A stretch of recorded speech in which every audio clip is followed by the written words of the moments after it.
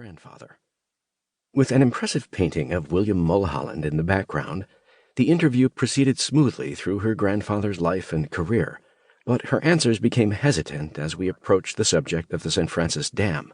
Catherine admitted that the chapter in her book about the disaster had been the hardest to write, as she struggled to find a fair evaluation of a life she compared to a Greek tragedy. He never understood what happened, and that unanswered puzzle haunted him for the rest of his life, she said, and her voice trailed off. Others are less forgiving. They believe Mulholland was less the victim of a tragedy and more the creator of one. After my last question, Catherine sat quietly for a few moments, then slowly stood and asked me to follow her to a library and writing room.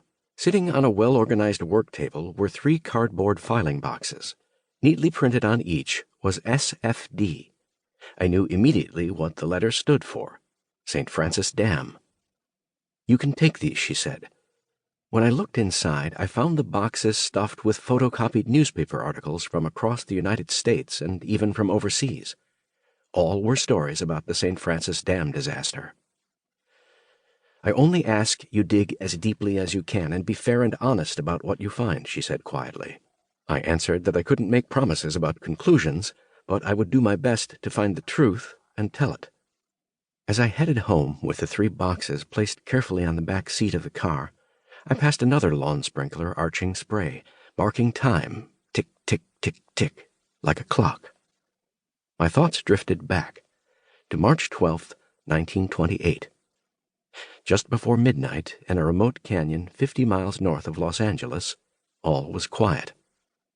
Without warning, the silence was blasted by an explosive roar as the St. Francis Dam, a 208-foot-tall concrete barrier, suddenly cracked apart and collapsed.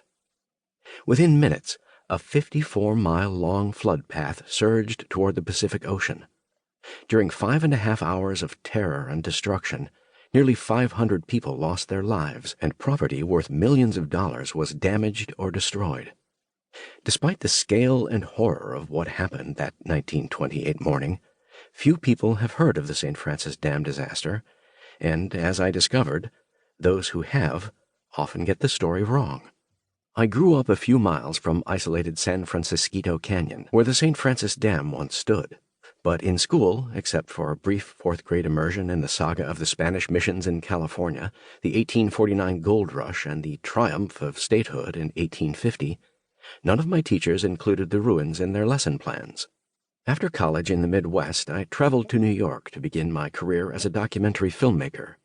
There I learned my hometown was considered a superficial place, known for sybaritic fun in the sun, a city where the present and future were everything, and the past next to non-existent. Los Angeles was synonymous with Hollywood.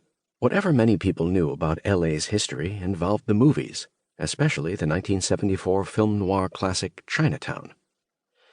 The plot of Chinatown is driven by a lust for water, intertwined with sinister schemes, intrigue, greed, corruption, murder, and even incest. Buried deep in the backstory of Robert Towne's screenplay is a mysterious tragedy, the collapse of the Vanderlip Dam. Few details are given, but in the film, city engineer Hollis Mulleray can't ignore what happened and is murdered for his refusal to forget. As a supposed portrait of LA's past, Chinatown isn't a pretty picture.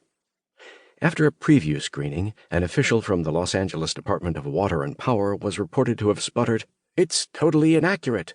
There was never any incest involved." When I returned to Los Angeles after 14 years in New York, I rediscovered my hometown and, to my surprise, learned that LA's history is even more intriguing than the freely fictionalized plot of Chinatown. Of all the many overlooked chapters in the city's past, I found the tragedy of the St. Francis Dam had importance far beyond the borders of the City of the Angels, with special relevance to a modern era of climate change and drought, where maintaining a safe infrastructure and managing water resources are more critical than ever.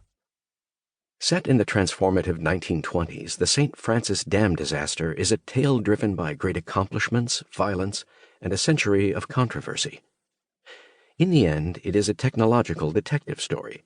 The narrative traces the rise and fall of William Mulholland, the man who, perhaps more than anyone, made Los Angeles America's second-largest city.